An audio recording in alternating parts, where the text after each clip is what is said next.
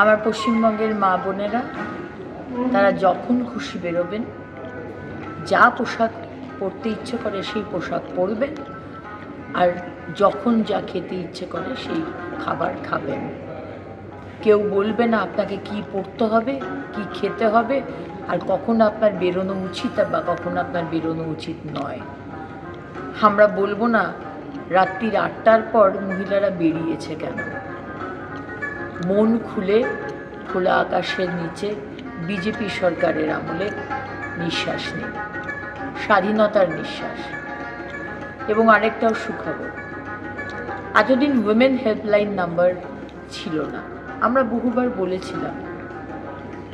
তাই খুব শীঘ্রই 181 উইমেন হেল্পলাইন নাম্বার আমরা চালু করতে শুরু করেছি, চালু করব খুব তাড়াতাড়ি, খুব শীঘ্র।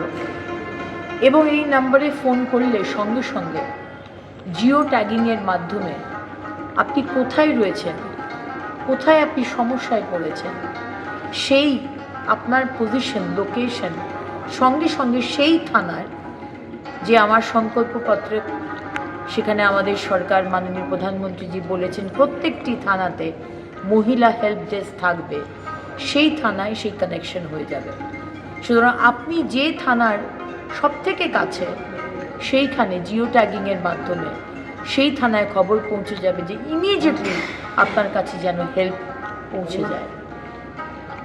তাই আমার সমস্ত মা বোনেরা, আমার সমস্ত মা দুর্গা, মা লক্ষ্মী, মা কালী, মা সরস্বতী, মা মনসা, মা জগদ্ধাত্রীরা আর মরাল পুলিশিং আপনাদের কেউ করবে না।